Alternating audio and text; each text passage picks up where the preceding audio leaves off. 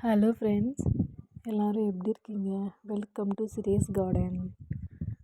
இந்த தக்காளி செடி என் கண்ணுலேயே மாட்டாமல் இவ்வளோ பெருசாக வளர்ந்துருச்சு பாருங்கள். பூ கூட வச்சுருக்கு, ஆனால் நான் பார்க்காம இருந்திருக்கேன். இது வந்து பறவையோட வேலையாக தான் இருக்கும்னு நினைக்கிறேன். தானாக வந்தது தான். இது வந்து இங்கே இருந்தாக்கா செட் ஆகாது அப்படின்னு சொல்லிட்டு இதை வந்து பறிச்சுட்டு வேறு இடத்துல வந்து நட்டு வைக்க போகிறேன். ஏன்னா வந்து இங்கே வளர்ந்துச்சுன்னா ரோஜா செடிக்கு வந்து டிஸ்டர்பாக இருக்கும். ஏன்னா வந்து இது நான் ரோஜா தோட்டத்தில் வந்து தான் நட்டு வச்சுருப்பேன். எங்கெங்கெல்லாம் கேப் இருக்கோ அங்கங்கெல்லாம் நட்டு வச்சுருப்பேன். நான் ஒரு தக்காளி பைத்தியம்னே சொல்லலாம். ஏன்னா எங்கே தக்காளி செடி பார்த்தாலும் வந்து நான் பிடிங்கி வந்து நட்டு வச்சுருவேன். எனக்கு அது தக்காளி வந்து காசு கொடுத்து வாங்குறதுக்கு விரும்பலை. அதனால் வந்து கிடைச்ச இடத்துலலாம் இந்த மாதிரி நட்டு வச்சுருப்பேன். இது ரோஜா தோட்டம் தான். ரோஜா தோட்டத்தில் எங்கெங்கே கேப் இருக்கோ அங்கெல்லாம் நட்டு வச்சுருப்பேன்.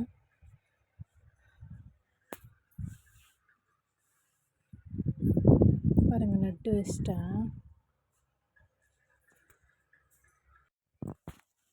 சில பேருக்கு வந்து செடி நல்லா வளர்ந்ததுக்கப்புறம் பிடுங்கி நட்டால் வந்து உயிர் வருமா இல்லையான்ட்டு டவுட் இருக்கும். கண்டிப்பாக வரும். ஏன் அப்படின்னா வந்து இது வந்து ஈவினிங் டைமில் பிடுங்கி நட்டோம் அப்படின்னா உயிர் வந்துடும். சப்போஸ் வந்து ஏன்னா வந்து காலையில் டைமில் வந்து வெயில் அதிகமாக இருக்கும் இல்லையா, நிறைய சான்ஸ் இருக்குது. ஈவினிங் டைமில் அப்படின்னா கொஞ்சம் நைட்டில் வந்து உயிர் பிடிச்சிரும். தண்ணி கரெக்டாக கொடுத்தோம் அப்படின்னா. இது வந்து தொட்டியில் வைக்கிறோம் அப்படின்னாக்க செடி வந்து நட்டுட்டு 2 நாள் வந்து நிழல்ல வச்சிடணும். வெயிலில் வைக்கக்கூடாது. நிழல்ல வச்சுட்டு பின்னாடி உயிர் அதுக்கப்புறம் எடுத்து நம்ம நார்மலாக வெளியே வச்சுக்கலாம்.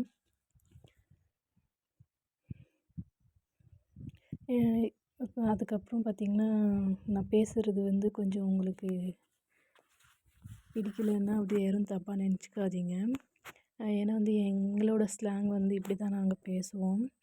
ஒவ்வொரு ஊர் சைடுமே ஒவ்வொரு மாதிரி தானே பேசுவோம். நாங்கள் இப்படி தான் பேசுவோம்.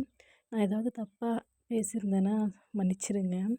இல்லை நான் ஏதாவது மாற்றிக்கணும், இந்த மாதிரி வேர்ட்ஸ் வந்து மாற்றி சொல்லுங்கள் அப்படின்னாலும் கண்டிப்பாக கமெண்ட் பண்ணுங்கள். நான் வந்து மாற்றிக்கிறேன். இந்த பூ பாருங்களேன், சூப்பராக மலர்ந்துருக்கு. இது வந்து காலையில் நல்லா அழகாக மலர்ந்துருந்துச்சு. அதுக்கப்புறம் ஒரு 10 மணி போல் கொஞ்ச நேரத்துக்கே வந்து அப்படியே சுருங்கிடுச்சு. ஆனால் வந்து மலரல. அதுக்கப்புறம் அந்த இலை வந்து இதழ்களெல்லாம் மூடிருச்சு. இது கொடியுமே பார்த்திங்கன்னா நல்லா படர்ந்து போகுது.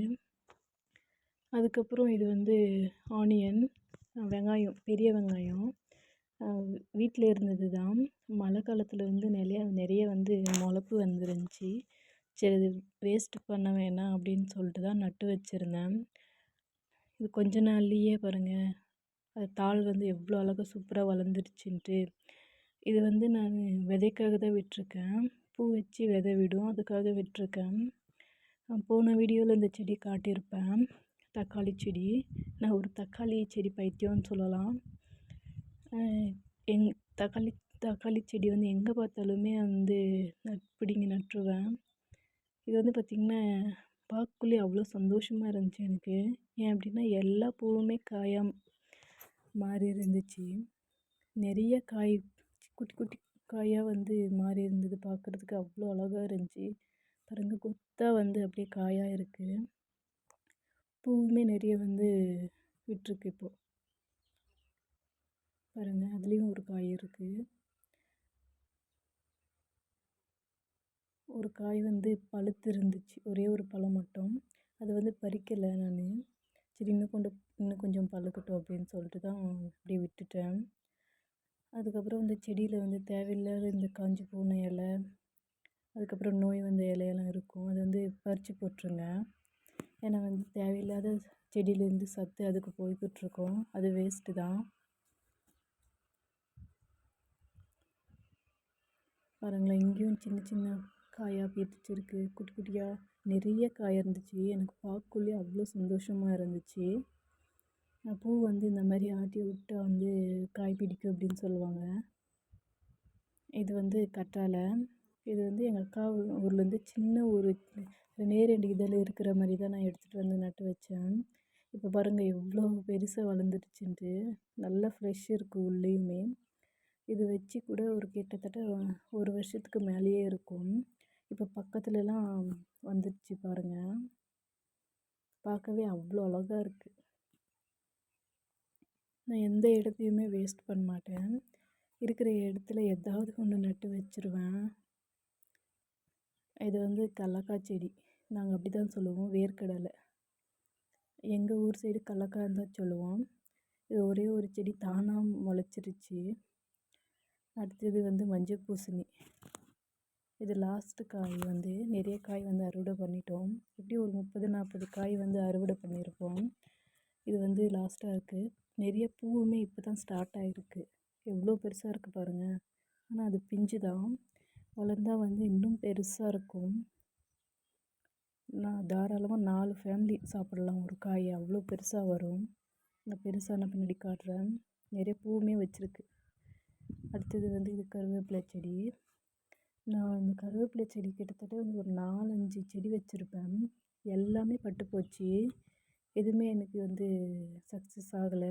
இது மட்டும்தான் க்ரீனிஷாக இருக்குது. பக்கத்தில் பாருங்களேன், அதுவும் செத்து போச்சு. இது ஒன்று மட்டும்தான் ஒருத்தர் பிரித்து. இதுவும் என்ன ஆக போகுதுன்னு தெரியல. தினமும் தண்ணி மட்டும் ரெகுலராக கொடுத்துட்ருக்கேன் மறக்காமல். பார்ப்போம். இது பாருங்களேன், இதுவும் கருவேப்பிலை செடி தான். ஆனால் வந்து இதுவும் பட்டு போச்சு.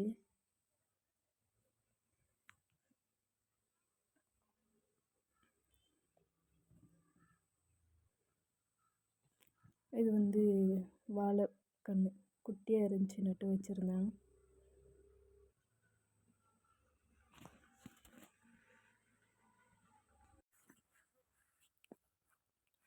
அடுத்தது உங்களுக்கான ஒரு கேள்வி. என்ன கேள்வினா, இந்த வீடியோ பார்க்குறவங்க வந்து நான் ஒரு பூ காட்டுறேன். இது என்ன பூ அப்படின்னு சொல்லிட்டு பேர் தெரிஞ்சால் கமெண்ட் பண்ணுங்கள். இது என்ன பூ தெரிஞ்சால் கமெண்ட் பண்ணுங்கள்.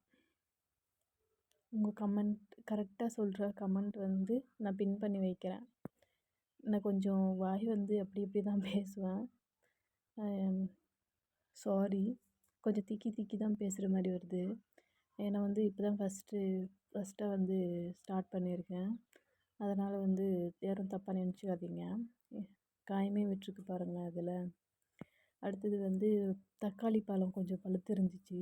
சரி, இதுக்கு மேலே வந்து விட வேணாம். இதுக்கு மேலே விட்டோன்னா பறவைங்க வந்து எல்லாம் கொத்திட்டு போயிடும் அப்படின்னு சொல்லிட்டு பழம் தான் பறிச்சிட்டு இருந்தேன். பெருசாக நல்லா பெருசாக இருக்குது பாருங்கள். நிறைய பழம் இருந்துச்சு.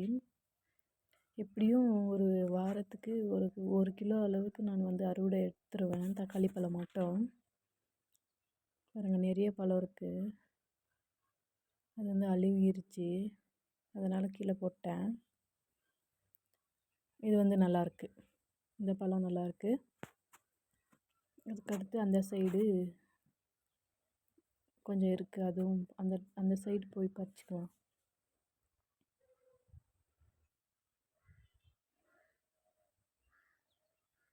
பாருங்க, பழம் நல்லா பழுத்துருக்கு, நல்லா பெருசாகவும் இருக்குது பாருங்கள். இதுக்கு ரெகுலராக தண்ணி மட்டும் கொடுத்தோம் அப்படின்னாக்க நம்மளுக்கு தேவையான காய், வீட்டுக்கு தேவையான காய் வந்து அது கரெக்டாக கொடுத்துரும். அடுத்தது இன்னொரு செடியில் இருக்குது, அதுவும் எடுத்துக்கலாம். இதுலேயும் பாருங்கள் பழம் பழுத்துருக்கு. இந்த பழம் வந்து கொஞ்சம் பெருசாக இருக்குது, அதை விட ஹைப்ரிட் இந்த பழம். பாருங்களேன் எவ்வளோ பெருசாக இருக்குது பாருங்களேன். நல்லா பழுத்தும் இருக்குது. பார்க்கவே அவ்வளோ அழகாக இருந்துச்சு எனக்கு. என்ன இருந்தாலும் நம்ம தோட்டத்தில் நாம் அறுவடை பண்ணி அதை சமைச்சு சாப்பிட்றது அப்படின்னு சொல்கிறது ஒரு தனி சுகம்தான் இல்லையா? ஸோ டோட்டலாக இவ்வளோ தக்காளி கிடைச்சிருக்கு. அடுத்தது வந்து மிளகாப்பழம். இன்றைக்குமே நிறையா பழுத்து இருந்துச்சு. சரி அதுவும் பறிச்சுக்கலாம் அப்படின்னு சொல்லிட்டு பறிக்கிறேன். பாருங்கள் எவ்வளோ பழம் பழுத்துருக்குன்னு. இது வந்து காரம் அப்படின்னு பார்த்திங்கன்னா கொஞ்சம் லைட்டாக தான் இருக்குது. காரம் மீடியமாக தான் இருக்குது. ரொம்ப காரமும் இல்லை, ரொம்ப காரமே இல்லாமலும் இல்லை, ஒரு மீடியமாக இருக்குது. இங்கே வந்து நிறைய வந்து நாற்று வந்து வச்சுருந்தேன். ஆனால் சிலது வந்து ஒரு 10 செடி போல் தான் உயிர் பிடிச்சிருந்தது, மற்றதெல்லாம் பட்டு போச்சு. சரி இது கிடைக்கிற வரைக்கும் லாபம் அப்படின்னு சொல்லிட்டு எடுத்துகிட்ருக்கேன். பாருங்கள் எவ்வளோ பழம் பழுத்துருக்குன்னு. இன்னொரு செடியிலையும் நல்லா பழுத்துருந்துச்சு, நிறைய பழுத்துருந்துச்சு. சரி அதுவும் எடுத்துடலாம் அப்படின்னு சொல்லிட்டு பறிச்சிட்ருக்கேன்.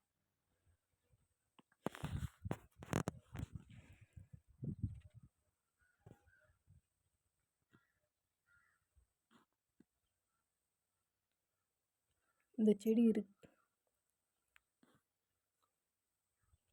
அதுக்கடுத்து ரோஜாப்பூ, சிவப்பு ரோஜாப்பூ பாருங்களேன் எவ்வளோ அழகாக க்யூட்டாக இருக்குது. ரொம்ப பெருசாக வருது. மொட்டுக்களும் அதிகமாக இருக்குது. இது எப்படியும் ஒரு நாளைக்கு 2-3 பூ வந்து ரெகுலராக கொடுக்கும். இப்போ வந்து ஒரு 2 பூ மட்டும் நான் எடுத்துக்கிறேன். எங்கள் வீட்டு பக்கத்தில் வந்து நிறைய குட்டீஸும் இருக்காங்க. அவங்களும் நிறைய வந்து பறிச்சுட்டு போயிடுவாங்க. ஸோ அவ்வளோதான் நம்மளோட அறுவடை. இந்த வீடியோ பிடிச்சிருந்தா லைக் பண்ணுங்கள், கமெண்ட் பண்ணுங்கள், மறக்காமல் சப்ஸ்கிரைப் பண்ணி எனக்கும் சப்போர்ட் பண்ணுங்கள். Thank you friends.